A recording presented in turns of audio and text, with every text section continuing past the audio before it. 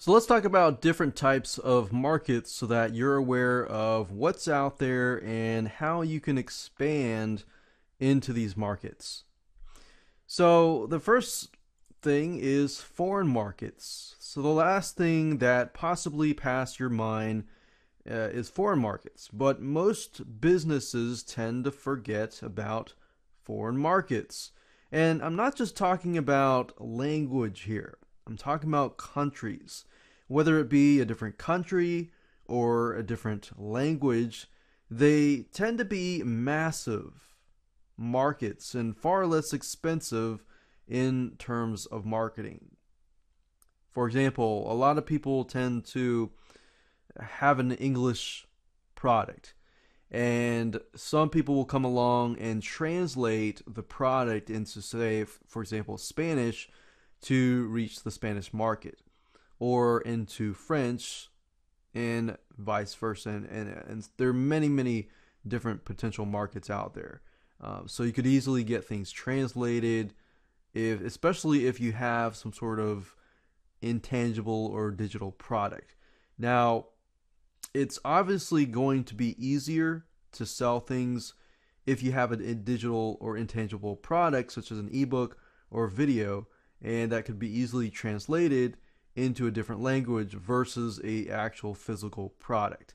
But I want you to begin thinking of how you can possibly expand into those markets because the barrier to entry is often easier. So many countries besides the US of A are surpassing in technological and financial capabilities, making it easier for you to actually reach them. And in terms of marketing, there tends to be less competition in specific places because most people don't think about it nor really know how to do so.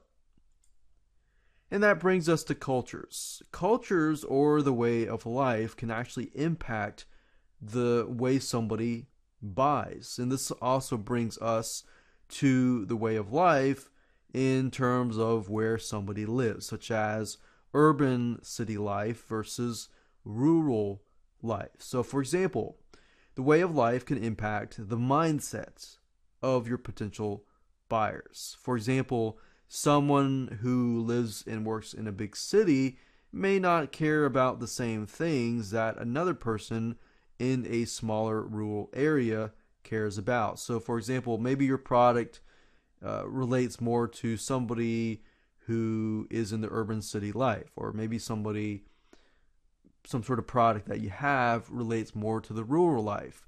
So, if you have that in mind, then you could reach a specific location, but you know, okay, this is going to sell more to this specific person with this specific mindset.